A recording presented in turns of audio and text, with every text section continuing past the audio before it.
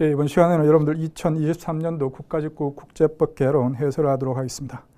총평에 간략하게 설명을 해놨지만 원래 국제법 개론 문제 같은 경우에는 과거의 기출문제의 범위를 벗어난 문제가 거의 없다고 해도 과언할 정도로 아주 평이하게 출제되었죠. 다만 이제 기출문제의 범위를 벗어나지는 않지만 자주 출제되지는 않던 문제가 몇 문제 있어서 그런 부분들이 조금 어렵게 느껴졌을 겁니다. 문제 1번을 보겠습니다. 1번에 보시면 국제연합 국제법위원회 외교적 보호에 관한 규정 초안상 국내 구제 절차 완료 규칙에 예외에 해당하지 않는 것은, 이거는 2006년 외교보고 초안상의 그 조문 내용을 그대로 물어본 겁니다. 그 해설에서 보시면은 외교보고 초안 제15조라고 해서 국내 구제 수단 완료 원칙의 예외라고 돼 있죠. 국내 구제 수단 완료는 다음과 같은 곳에서는 필요하지 않다라고 해서 A5에 보시면 실효적 보상을 제공할 합리적으로 이용 가능한 국내 구제 수단이 없거나 혹은 국내 구제 수단이 실효적 보상의 합리적인 가능성을 제공하지 않는 경우, 다음 B5에 보시면 피고 국가로 인해 기인한 구제 절차의 부당한 지연, 다음 C5에 보시면 침해 시점에서 피해자와 피고 국가 간에 적절한 관련성이 없는 경우, 다음 D5에 보시면 피해자가 국내 구제 수단으로 명백히 배제된 경우, 혹은 E5에 보시면 피고 국가가 국내 구제 수단 완료의 요구를 포기한 경우, 여기 나와 있는 이 내용 전부 다 그 이전에 이론적으로 논의되던 것들이 외교보호 초안의 내용으로 들어간 거죠. 그 지문에서 보시면은 1번 지문입니다. 국내 법원이 해당 사건에 대한 재판 권할권을 행사할 권한이 없는 경우, 이 경우는 그 외교보호 초안 15조의 A호에 해당되는 내용이죠.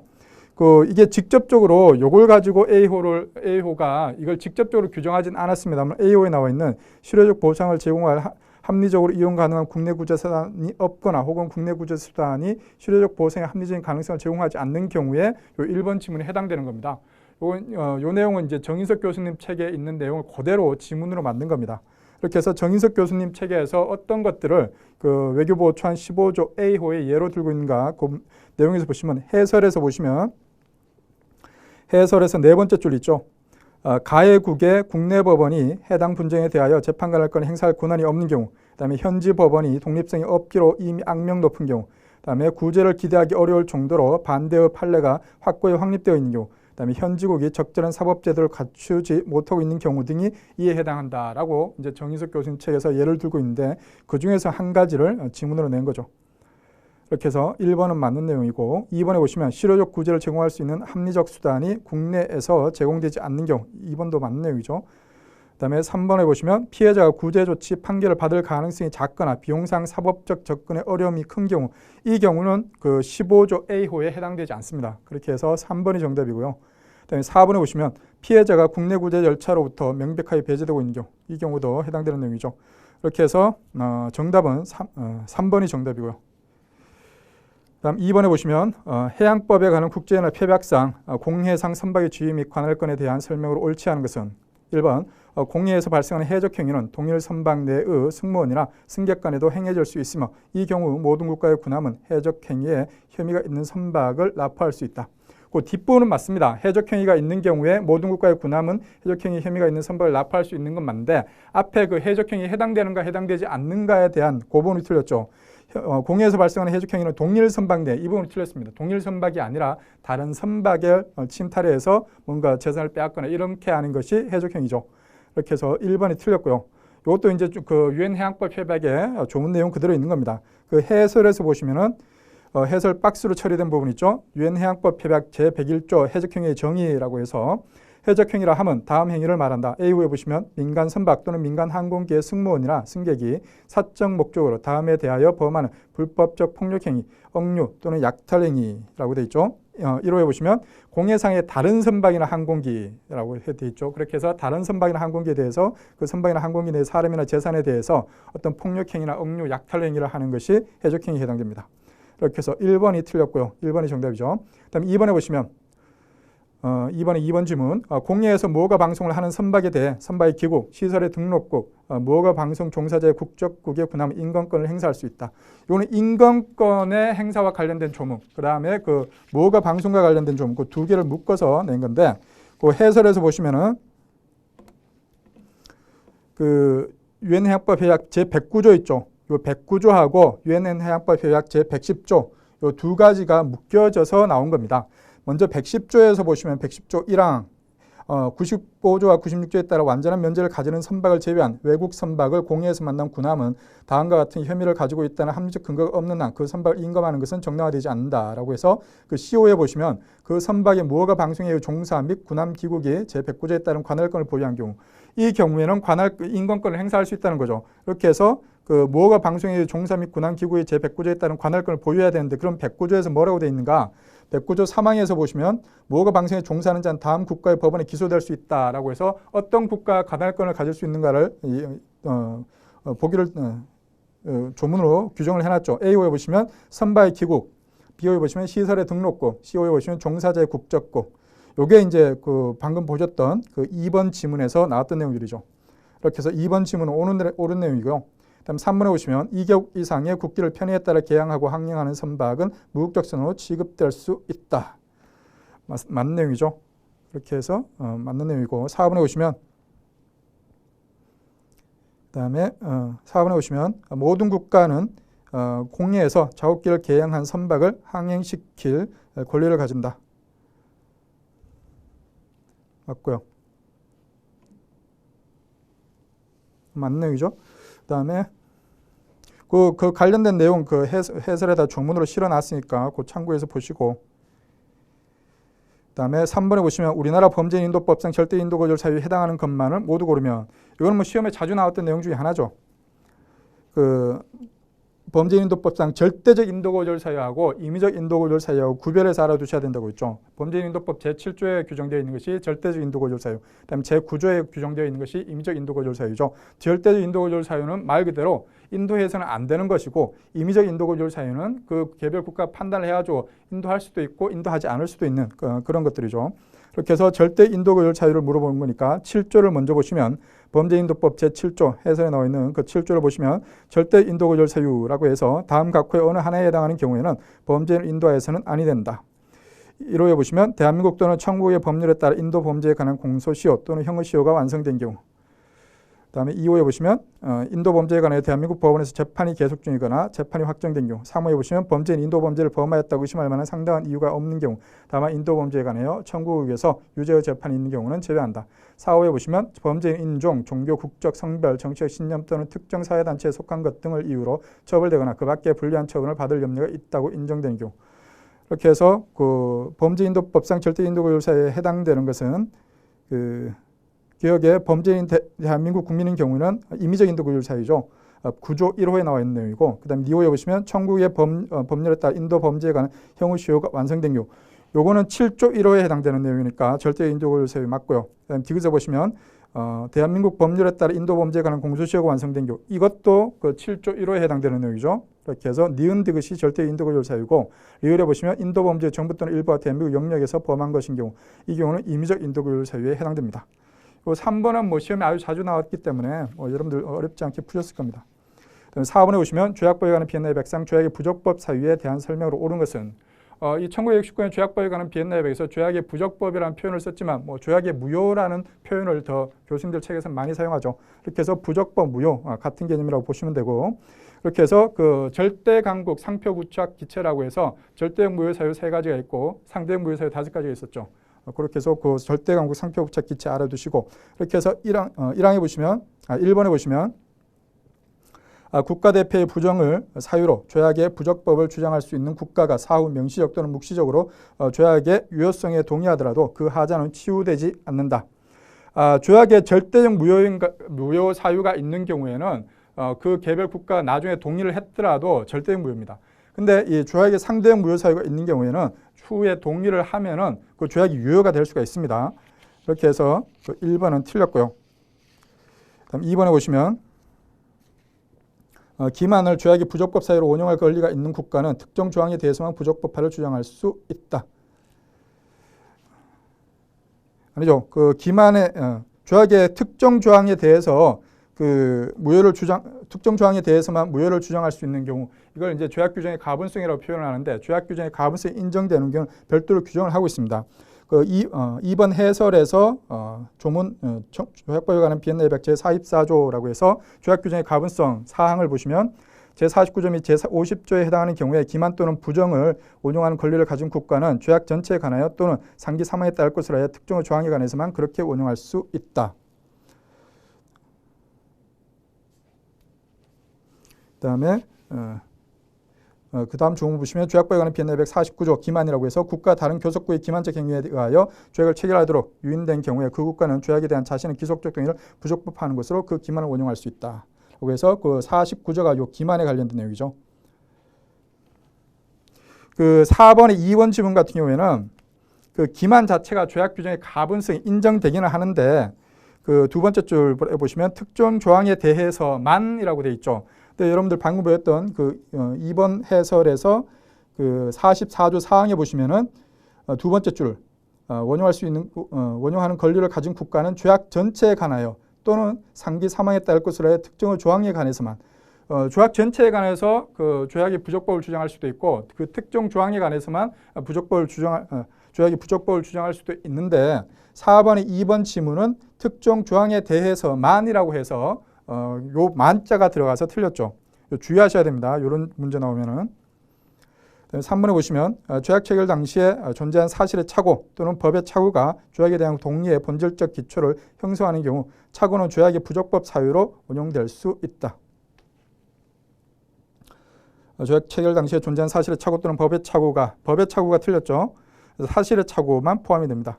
이렇게 해서 3번을 틀렸고 4번에 보시면 국제연합 헌장에 구현된 국제법의 제원칙을 위반하여 힘의 위협 또는 사용에 의하여 체결된 조약은 무효이며 분쟁 당사국은 강행 규범과 충돌한 조약에 관한 분쟁의 결정을 국제사법재판소에 부탁할 수 있다. 맞는 내용이죠. 이것도 조문 내용 그대로 출제한 겁니다. 그렇게 해서 강행 규범을 위반한 경우에는 절대적 무효 사유이고 국제사법재판소에 부탁할 수 있도록 하는 규정도 같이 두고 있죠. 조약법에 관한 비엔나 협약에서. 다음 5번에 보시면 기후변화 협약 관련 환경협정에 대한 설명을 옳지 않은 것은 1번 기후변화에 관한 국제연합 기본협약은 공통적이며 차별적인 책임과 각각의 능력에 따른 이행 원칙을 견지한다. 맞고요. 차별적 공동책임, 그다음에 각각의 능력에 따른 이행 맞는 내용입니다. 2번에 보시면 기후변화에 관한 국제연합 기본협약에 대한 교토의정서는 선진국과 개발도상국에 걸쳐 공통의 온실가스 배출량 감축 의무를 부과한다. 아니죠. 이 교토의정서는 부속서 1에 기후변화협약 부속서 1에 포함되어 있는 그런 국가들, 주로 선진국들이죠. 선진국들에 대해서만 온실가스 배출량 감축 의무를 부과하고 있고 그 부속서 1에 포함되지 않은 국가에 대해서는 온실가스 배출량 감축 의무를 부과하지 않고 있습니다. 이게 이제 문제가 있어서 파리협정이 나중에 체결된 거죠. 다음 3번에 보시면 파리협정은 당사국이 온실가스 배출량 감축 목표를 자발적으로 설정하고 그 이행 여부를 정기적으로 점검받도록 하고 있다. 맞고요. 4번에 보시면 기후변화에 관한 국제연합 기본협약에 대한 교토의정서는 온실가스 배출 감축량을 평가하는 기준 시점을 1990년으로 삼고 파리협정은 평균기온 상승 억제 정도를 평가하는 기준 시점을 산업혁명 이전으로 삼는다. 이것도 맞는 내용입니다. 교토의정서는 1990년을 기준으로 하고 그 파리협정은 산업화 이전, 산업혁명 이전을 기준으로 하죠. 이렇게 해서 맞는 내용이고요. 그다음 6번에 보시면 국제연합 회원국의 지위를 결정하는 절차에 대한 설명으로 옳은 것은 1번 가입은 총회의 결정이 요구되며 그 결정은 국제연합 전체 회원국의 3분의 2의 다수로 한다. 가입 문제는 안보리 공고 플러스 총회가 결정하는 사항이죠.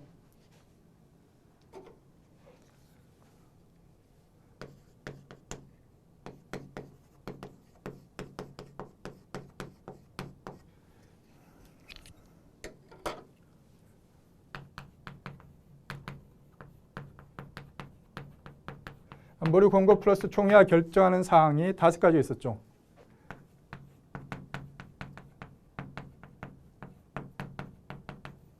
연계총당이라고 해서 가입, 회원국의 권리특권의 정지, 제명, 사무총장의 임명, 그다음에 UN 비회원국의 RCA 규정 당사국 결정. 이 5가지가 안보리 공고 플러스 총회가 결정하는 사항이고, 이 가입에 관해서 출제를 한 것이고, 이 가입 문제는 총회 결정이 요구되며 총회 결정이 필요한 건 맞죠. 그 결정은 국제연합 전체 회원국의 3분의 2의 다수로 결정한다라고 해서 총회가 결정하는 문제는 중요 문제와 기타 문제가 있죠. 중요 문제는 출석하여 투표하는 구성국의 3분의 2. 그리고 기타 문제는 출석하여 투표하는 구성국의 과반수가 필요하죠. 가입은 총회 결정이 요구되며 그 결정은 국제연합 전체 회원국의 3분의 2 다수로 한다. 전체 회원국이 아니죠. 출석하여 투표하는 이렇게 표현을 해야 됩니다. 전체 회원국의 3분의 2와 출석하여 투표하는 회원국의 3분의 2는 다른 개념입니다. 이렇게 해서 1번은 틀렸고요. 2번에 오시면 가입은 안보리의 공고가 요구되며 그 공고는 전체 이사국의 과반수 찬성으로 채택한다. 그래서 안보리 공고 플러스 총회가 결정하는 게 이 가입 문제는 안보리 공고 플러스 총회가 결정하는데 이 안보리의 의사결정 방식에도 두 가지가 있죠. 절차 문제와 기타 문제가 있는데 절차 문제는 단순 9개국입니다.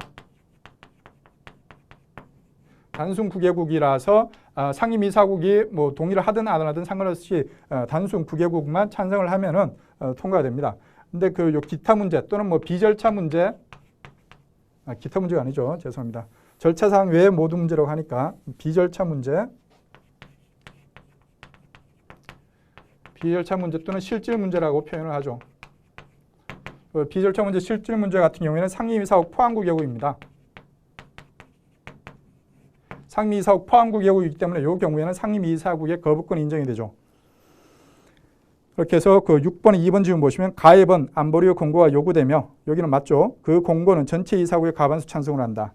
아니죠. 요 가입 같은 경우에는 비절차 문제입니다.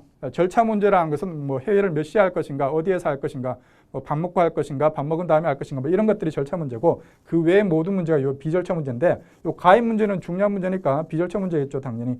이렇게 해서 상임이사국 포함 9개국이 찬성을 해야 됩니다. 전체 이사국의 과반수 아닙니다. 그렇게 해서 2번도 틀렸고 다음 3번에 보시면 권리와 특권 행사의 회복은 안전보장이사의 공고에 따라 총회가 결정한다. 요 주의를 하셔야 되는데 여기서 요 가정제 총동에서 이 정의 회원국의 권리 특권의 정지입니다. 회원국의 권리 특권의 정지는 안보리 공고 플러스 총회가 결정하는 사항인데 이 정지된 회원국의 권리 특권을 회복하는 것은 이 회복은 안보리 단독 권한입니다. 이거 주의하셔야 됩니다. 이렇게 해서 3번은 안보리 공고에 따라 총회가 결정하는데 틀렸죠. 그다음에 4번에 보시면 제명은 상임이사국의 거부권이 행사될 수 있는 안전보장이사의 공고 절차를 거쳐야 한다. 제명도 안보리 공고 플러스 총회가 결정하는 사항이고 안전보장이사에서는 비절차 문제, 그 총회에서는 중요 문제죠. 중요 문제 그 뭐 기본 수업 때 말씀드렸죠. 중요하고 신비한 뭐 아래다 적겠습니다.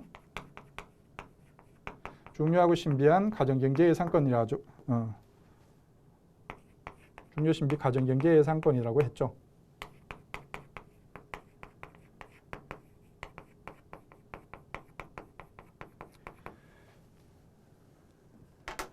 제 기본 수업 안 들으셨던 분들은 이 두 문자 이해를 안 하실 텐데 총회에서 중요사항입니다. 신탁통치이사의 이사국 선출에 관한 문제, 신탁통치제도 운영에 관한 문제, 그다음에 안보리 비상비사국 선출에 관한 문제, 회원국의 가입, 회원국의 권리특권의 정지, 그다음에 경제사회이사의 이사국 선출, 그다음에 회원국의 제명, 그다음에 예산 문제, 그다음에 국제평화 안전 유지에 관한 공고에 관한 것 이런 것들이 총회에서의 중요 문제죠. 그렇게 해서 이 제명은 총회에서의 중요 문제 중에 하나죠.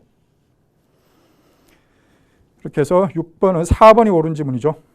그다음 7번을 보시면 조약과 국제관습법의 관계에 대한 설명을 옳지 않은 것은 1번 국제사법재판소는 조약과 국제관습법에 충돌하면 국제사법재판소 규정 제38조 제1항이 규정된 순서대로 조약을 우선하여 적용한다. 충돌하면 국제사법재판소 30조 조약 우선은 아니죠. RCA 규정 38조는 RCA의 재판 준칙을 규정한 것이고 그 재판 준칙을 규정한 그 순서가 법원 상호간의 효력 순위를 얘기하는 것은 아닙니다. 물론 RCA 규정 38조에 언급된 그러한 내용들을 국제법의 법원으로 평가하고 간주해서 거기에 대해서 논의를 하기는 합니다만 그 순서가 나타나 있는 순서가 국제법의 법원 상호간의 효력 순위를 의미하는 것은 아닙니다. 이렇게 해서 1번은 틀렸고요. 2번에 보시면 국제관습법은 성문법전화를 통해 조약으로 만들어지더라도 소멸하지 않고 국제법적 효력을 계속 갖는다. 맞습니다. 이 국제관습법이 성문법전화를 통해 조약으로 만들어졌다고 해서 관습법으로서의 효력이 소멸하는 것은 아닙니다. 여전히 그 특정 조약에 그 관습법의 내용이 담겼다고 하더라도 그 조약의 당사국이 아닌 국가들이 있을 수가 있겠죠. 그 국가들 사이에서는 여전히 관습법적 사항으로서 적용이 되는 거죠. 다음에 3번에 보시면 조약은 국제관습법 성립 요건인 국가 실행의 증거가 되어 국제관습법의 확립에 기여할 수 있다. 맞습니다. 이 국가들이 하는 여러 가지 행위들이 이 국제관습법의 증거가 될 수 있는데 대표적인 경우가 이 조약이죠. 다음에 4번에 보시면 조약법에 관한 비엔나 협약의 상당 부분은 기존 국제관습법을 성문법전화한 것이지만 일부 조항은 새로운 발전적 요소를 제시하고 있다. 이것도 맞는 내용입니다. 그 발전적 관점에서 법전화했다고 평가를 받습니다. 다음 8번에 보시면 국제사법재판소의 관할에 대한 설명을 옳지 않은 것은 1번 국제사법재판소에서는 국가만이 재판 사건에서의 당사자 능력을 가지며 모든 국제연합 회원국은 자동으로 국제사법재판소 규정 당사국이 되어 국제사법재판소 재판에서의 당사자 능력을 가진다. 그렇게 해서 1번은 그 내용에서 보시면은 국가만이 재판 사건에서 당사자 능력을 가진 것 맞습니다. 모든 유엔 회원국은 자동으로 RCA 규정 당사국이 되는 것도 맞죠. 이렇게 해서 앞부분 뒷부분 모두 맞습니다. 2번에 보시면 국제사법재판소 당사국은 동일한 의무를 수락한 국가와의 관계에서 재판소의 관할권을 미리 수락할 경우 유보를 첨부할 수 없다. 아니죠. 이 경우에는 유보를 첨부할 수가 있습니다. 그렇게 해서 상대방 국가 조건을 정할 수도 있고 기간을 정할 수도 있죠. 그렇게 해서 2번은 틀렸고요. 3번에 보시면 확대 관할권은 국제사법재판소 규정상 명례 조항은 없으나 상설 국제사법재판소 1회 재판소 실행을 통해 발전되어 온 제도이다. 맞습니다. 확대 관할권 또는 응소 관할권이라고도 하는데 이 확대 관할권, 응소 관할권에 관해서는 RCA에 규정이 없습니다.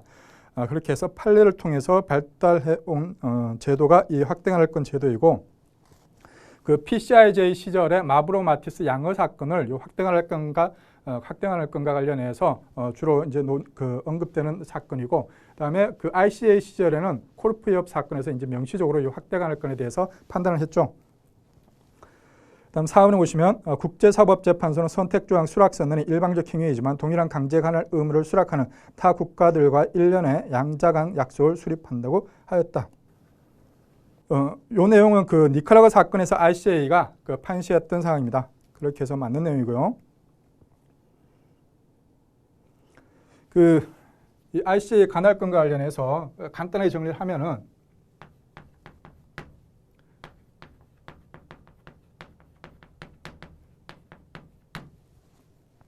RCA 인적 관할, 첫 번째 권고적 관할권을 보시면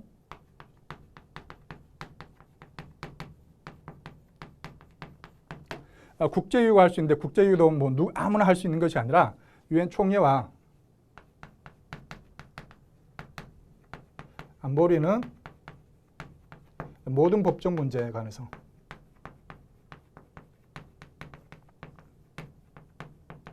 그다음에 유엔 총회에 의해서 총회가 권한 부여한 유엔의 다른 기구나 유엔의 다른 기관이나 전문기구, 다른 기관이나 전문기구는 활동 범위 내에서 자신의 활동 범위 내 법적 문제에 관해서 할 수가 있고, 그다음에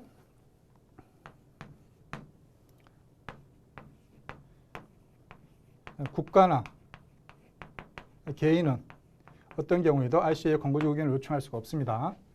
그다음에 두 번째, 소송사건. 소송사건에 대한 관할권. 국가만이 제기할 수가 있죠. 국가만이 제기할 수가 있는데 국가도 두 가지 경우로 나누어지죠. RCA 규정 당사국인 경우가 있고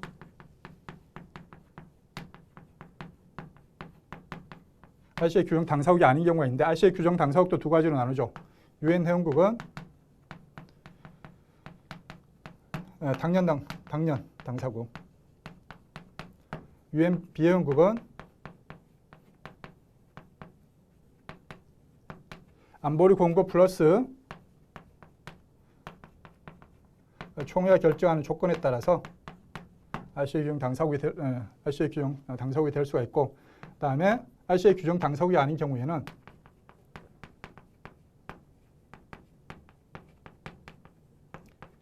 안보리가 결정하는 조건에 따라서 그 특정 사건에 대해서만 참여를 할 수가 있습니다. 그다음에 세 번째, 국제기구나 개인은 어떠한 경우에도 RCA에 소송을 제기할 수가 없죠. 그다음에 요거는 이제 그 RCA 인적 관할에 관한 내용이고, RCA 물적 관할에 관해서 뭐 보시면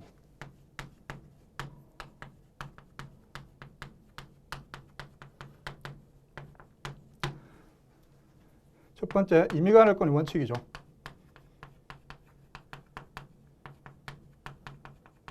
임의관할권의 원칙인데, 임의관할권이라는 것은 맡길 임자 뜻 이자를 써서 RCA에 올 것인가 오지 않을 것인가를 당사자의 뜻에 맡겨놨다라고 해서 임의관할권이라는 용어를 쓰고, 이렇게 해서 여기는 그 당사자가 명시적 합의가 있는 경우가 있고, 당사자 간에 묵시적 합의가 있는 경우가 있죠.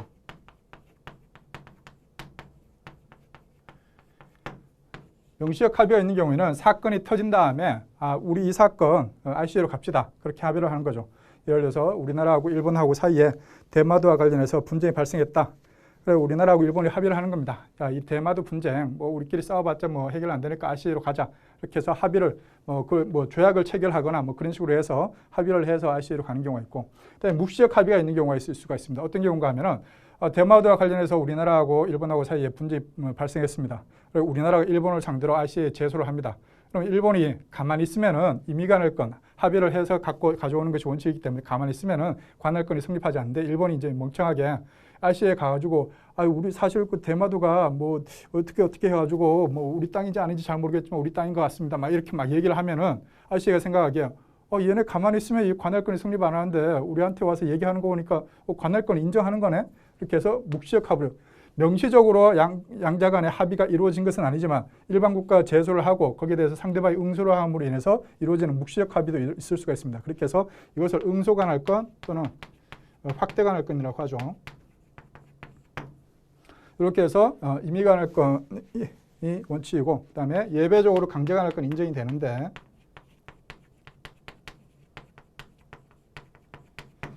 요 강제관할권 인정되는 경우는 그 협정을 체결해 가지고 약정관할권에 의한 강제관할권이 있습니다.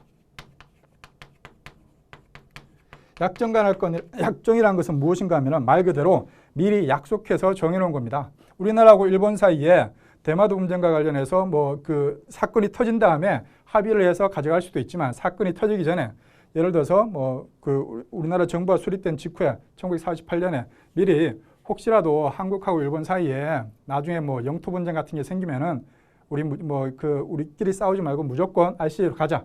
미리 합의를 해놓은 겁니다. 해놨다가 나중에 한 뭐 2030년쯤에 대마도와 관련해서 분쟁이 터졌다. 그러면은 그때는 이제 RCA로 가는 거죠. 미리 약속해서 정해놓는 겁니다. 이렇게 해서 뭐 조약 같은 것들을 별도로 체결하는 경우도 있고, 특정한 조약을 체결하면서 거기에다가 이 재판과 관련된 조항을 넣어두는 경우도 있죠. 그다음에 선택조항 수락선언에 의한 강제관할권도 있습니다.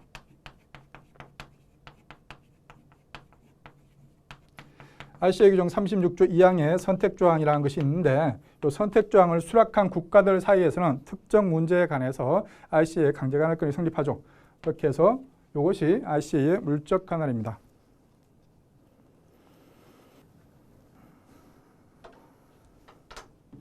이렇게 해서 8번은 보셨고, 그다음에 9번에 보시면 국제관습법의 성립 요건에 대한 설명으로 옳은 것은 1번 국내법을 적용한 국내 법원의 판결은 국제관습법의 성립 요건인 국가 실행에 해당할 수 없다. 국내법을 적용한 국내법원의 판결은 국제관습법의 성립 요건인 국가 실행에 해당할 수 없다. 아닙니다. 이 국내 판결도 이 국제관습법의 증거가 될 수 있습니다. 개별 국가가 하는 행위들이 거의 모든 것이 이 국제관습법의 증거가 될 수 있다고 했죠. 그다음에 2번에 보시면 국제기구의 실행은 제한 없이 회원국의 국가 행위로 간주되어 국제관습법의 성립 요건인 국가 실행이 될 수 있다. 맞고요. 아니죠. 국제기구 실행은 제한 없이가 틀렸죠. 국제기구 실행은 회원국의 국가 행위로 간주되어 국제기구 실행이 뭐 회원국 국가 행위로 간주될 수 있는 경우도 있지만 제한 없이 인정되는 것은 아닙니다. 그리고 그 국제기구의 행위는 국제기구 자체 행위로서, 국제기구도 그 국가와는 별도의 독자적인 국제법 주체로서 인정이 됩니다. 그렇기 때문에 국제기구의 행위 자체로서의 국제법의 증거가 될 수도 있죠. 그래서 2번은 틀렸고요. 3번에 보시면 국제사법재판소는 국제연합총회에서 채택된 결의로부터 즉각적으로 국제관습법이 성립될 수 있다고 밝혔다. 아닙니다. 유엔 총회에서 어떤 결의안이 뭐 만장일치로 채택됐다고 해서 그것이 곧바로 국제관습법이 되는 것은 아니죠. 뭐 국제관습법의 증거, 유력한 증거는 될 수가 있지만 곧바로 성립하는 것은 아닙니다. 이 그 어떤 관행의 형성 없이 법적 확신만으로 국제관습법이 성립될 수 있다고 하는 인스턴트 관습법 이론은 아직까지 일반적으로 인정되지는 않습니다. 그럼 4번에 보시면 국가의 외교 공간은 국제관습법의 성립 요건인 국가 실행이자 법적 확신의 증거가 될 수 있다. 맞죠? 외교 공안이라고 했는데 외교 공안이라는 것은 외교적으로 공식적으로 쓴 편지 같은 것을 외교 공안이라고 합니다. 그다음에 10번에 보시면 국제법상 관할권에 대한 설명으로 옳은 것만을 모두 고르면 기억.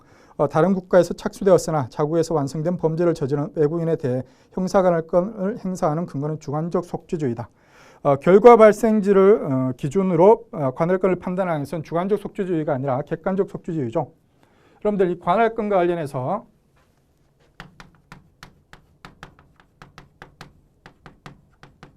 국가 관할권과 관련해서 속죄주의가 있고 속인주의가 있고 보편주의가 있죠. 속죄주의에 두 가지가 있죠. 주관적 속죄주의가 있고 객관적 속죄주의가 있고 속인주의에도 두 가지가 있죠. 능동적 속인주의가 있고 수동적 속인주의가 있고 속죄주의라는 것은 말 그대로 땅을 기준으로 하는 것인데 주관적 속죄주의는 행위 개시지를 중심으로 판단하는 것이고 객관적 속죄주의라는 것은 어떤 행위의 결과 발생지를 중심으로 판단하는 것입니다. 능동적 속인주의라는 것은 사람을 기준으로 판단하는 것인데 능동적 속인주의라는 것은 가해자를 기준으로 판단하는 것이고 수동적 속인주의는 피해자를 기준으로 판단하는 것입니다. 이렇게 해서 보통 이 능동적 속인주의라는 것은 능동적이라는 수식어를 빼는 경우들이 많습니다. 교수님들 교과서도 대부분 보면은 능동적이라는 수식어를 빼고 설명하는 경우들이 많기 때문에 그냥 여러분들 시험 지문에서 속인주의라고 그냥 나왔다. 그러면 능동적 속인주의를 얘기하는 그 확률이 높습니다. 그리고 수동적 속인은 반드시 이 수동적이라는 수식어를 붙여야 됩니다. 그리고 보편주의라는 것은 전 세계 모든 국가가 관할권이 있다는 것을 보편주의라고 하죠. 이것이 국가 관할권 관련된 내용인데 이거 외에도 뭐 보호주의라는 게 또 있죠. 국가적 법익과 관련해서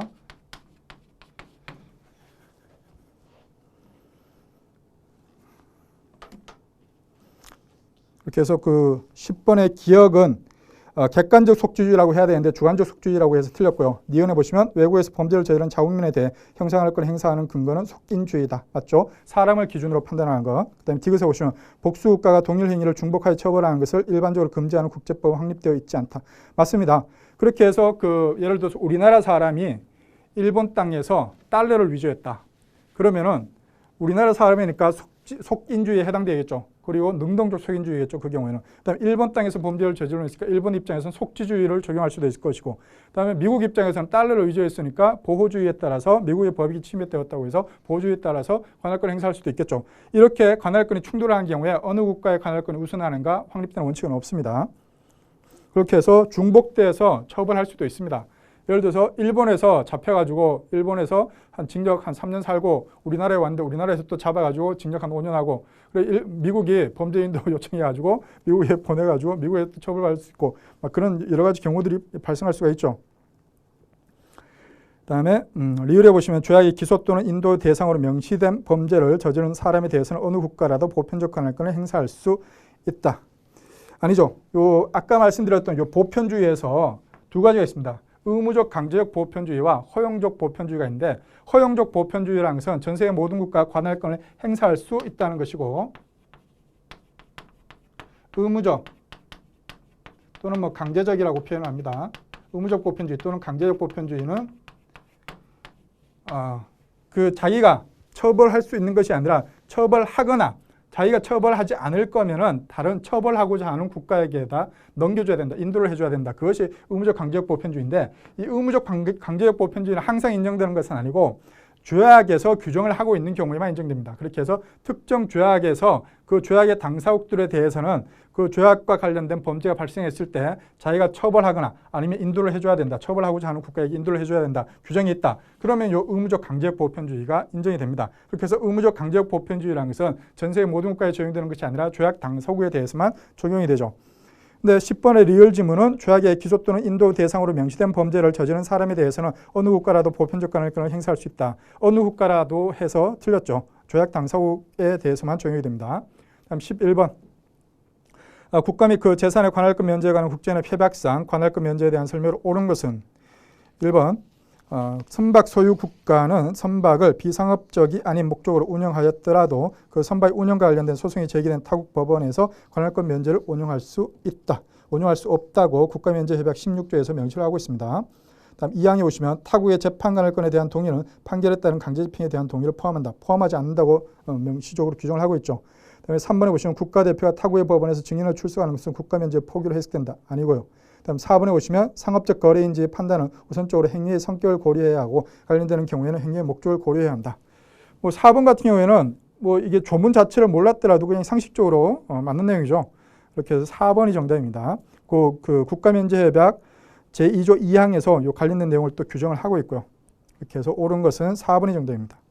다음 12번에 보시면 국제분쟁의 해결을 위한 국제연합 총회와 안전보장이사의 활동에 대해 설명으로 옳지 않은 것은 대한 설명으로 옳지 않은 것은 1번 총회는 국제연합 헌장의 범위 안에 있거나 헌장에 규정된 기관의 권한 및 임무에 관한 어떠한 문제나 사항도 토의할 수 있다. 맞고요. 2번에 보시면 총회는 국제평화 안전의 유지와 관련되고 조치를 필요로 하는 문제를 토의 전 또는 후에 안전보장이사에 해부해야 한다. 맞죠? 3번에 보시면 안전보장 인사에 반드시 해부해야 할 조치는 헌장 제6장에 따른 분쟁의 평화적 해결과 제7장에 따른 구속력 있는 강제 조치를 의미한다. 아니죠. 그 해설에서 2번, 3번 지문 해설에서 그 11조를 보시면 11조 2항에 총회는 국제연합 회원국인 안전보장인사에 또는 제35조 제2항에 따라 국제연합 회원국이 아닌 국가에 의하여 총회에 해부된 국제평화 안전의 유지에 관한 어떠한 문제도 토의할 수 있으며 그렇게 해서 이 부분은 맞는 내용이었고 그다음에 제12조에 규정된 경우를 제외하고는 그러한 문제와 관련하여 하나 또는 그 이상의 관계국이나 안전보장인사 또는 이 양자에 대하여 권고할 수 있다. 그러한 문제로서 조치를 필요로 하는 것은 토의 전 또는 후에 총회에 의하여 안전보장인사에 해부된다. 이렇게 해서 그 3번에 보시면 제7장에 따른 구속력 있는 요 내용이 틀렸죠. 이렇게 해서 3번이 틀렸고요. 4번에 보시면 총회나 안전보장인사회가 국제평화 안전을 유지하기 위하여 결정하거나 취한 조치의 설명을 포함한 연례보고와 특별보고를 받아 심의한다. 이것도 유엔 헌장 15조 1항에서 규정을 하고 있는 내용입니다. 맞고요. 그다음에 13번 조약법에 관한 비엔나 협약상 조약의 해석에 대한 설명을 옳지 않은 것은 1번 조약은 조약문의 문맥 및 조약의 대상과 목적으로 보아 그 조약의 문헌에 부여되는 통상적 의미에 따라 형실하게 해석돼야 한다. 맞죠? 그다음에 2번에 보시면 조약 문헌의 의미가 모호해지거나 애매하게 되는 경우 또는 명백히 불투명하거나 불합리한 결과를 초래하는 경우 해석의 보충적 수단에 의존할 수 있다. 2번도 맞고요. 3번에 보시면 조약 문헌의 의미를 결정하기 위해 조약의 해석 또는 조약 규정의 적용에 관한 모든 당사국 간의 추후의 합의를 해석의 보충적 수단으로 이용할 수 있다. 해석의 보충적 수단은 교섭 기록이나 조약 체결 시 사정 이런 것들이 해석의 보충적 수단이라고 하고 있죠. 그래서 틀렸습니다. 3번은. 4번에 보시면 여러 언어로 작성된 조약의 정본들은 달리 합의하거나 규정하지 아니하는 한 동등한 효력을 갖는다. 맞고요. 다음에 14번에 보시면 관세와 무역에 관한 일반 협정 제11조에 따른 수량 제한에 예외에 해당하지 않는 것은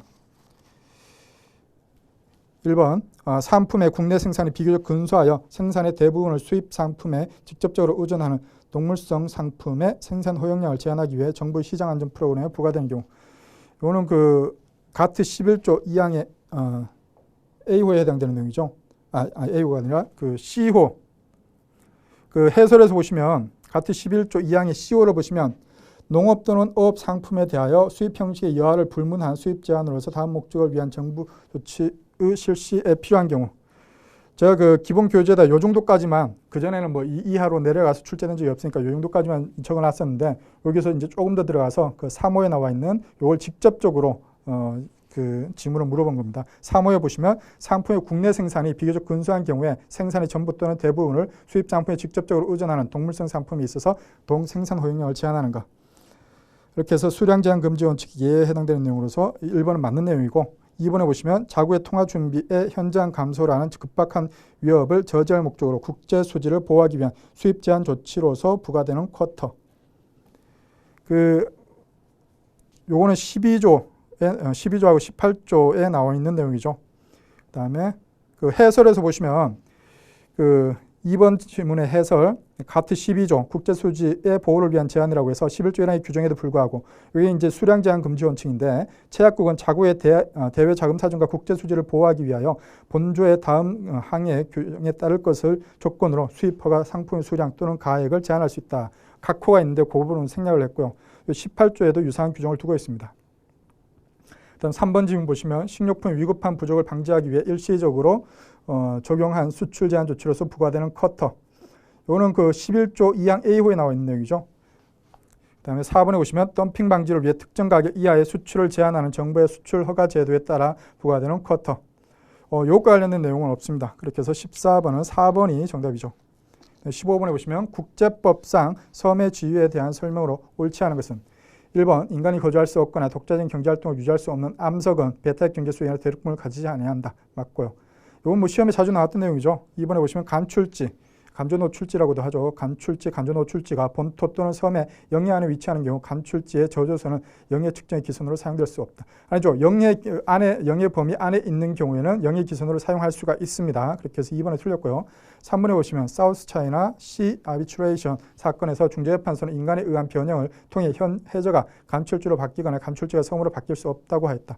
3번 맞는 내용이죠. 여기 남중국해에서 중국하고 필리핀 사이에 있었던 사건인데 중국은 그 남중국해에서 남중국해 구단선이라고 해가지고 막 자기네들 마음대로 선을 그어가지고 그게 자기네들 영해라고 뭐 그런 식으로 주장을 하는데 국제사회에서 안 받아들여지고 있죠. 이렇게 해서 필리핀이 제소를 해가지고 이제 중재 사건이 있었는데 여기에서 그 중국이 그 남중국해에다가 남중국해 뭐 암초나 뭐 그런 데다가 막 이것저것 시설을 만든 겁니다. 사실 섬이라고 보기 힘든 뭐 수위가 높아지면 뭐 가라앉고 뭐 이런 데다가 인공섬을 만들어 가지고 그걸 기준으로 이제 자기네들 영해를 주장하고 그러는데 받아들이지 않은 거죠. 이렇게 해서 3번은 맞는 내용이고 4번에 보시면 국제재판소는 섬이라 하더라도 대륙군과 배타적 경제수역 경계협정에서 고려되지 않거나 제한적 효과만 인정될 수 있다고 하였다. 이것과 관련된 사건이 우크라이나 루마니아 간 흑해 해양경제협정 사건이죠. 그때 당시에 뱀섬이라는 섬이 해안선의 일반적인 해안선의 모양과 너무 벗어나 있기 때문에 그 뱀섬을 기준으로 그 해양 경계를 획정할 수 없다고 했죠.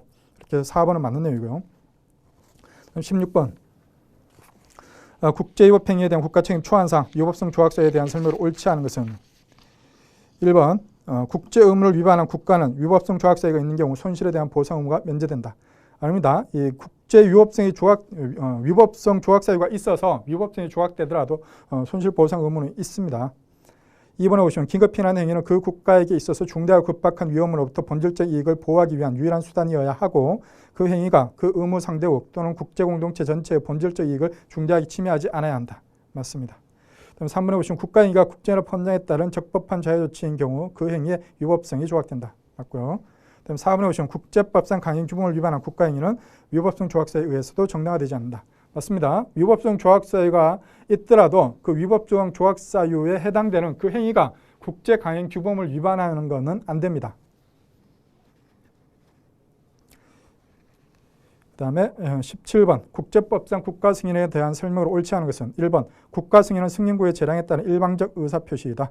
맞죠? 국가 승인이라는 것은 일방적 의사표시고 재량적 행위입니다. 일방적으로 하면 되는 거라고 했죠. 우리나라가 동티모르를 승인을 할 때 우리나라가 일방적으로 하면 되지 동티모르한테 물어보고 야 우리 승인할까 말까 뭐 물어보고 하는 거 아닙니다. 그리고 우리나라가 스스로 판단해서 주관적으로 판단해서 할 수도 있고 하지 않을 수도 있는 재량행위죠. 다음에 2번에 보시면 영사인가장의 부여는 묵시적 국가 승인에 해당한다. 맞죠?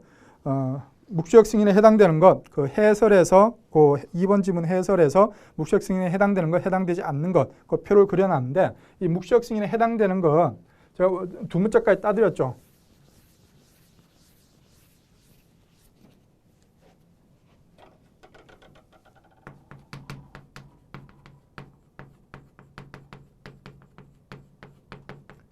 묵시적 국가 승인에 해당되는 것,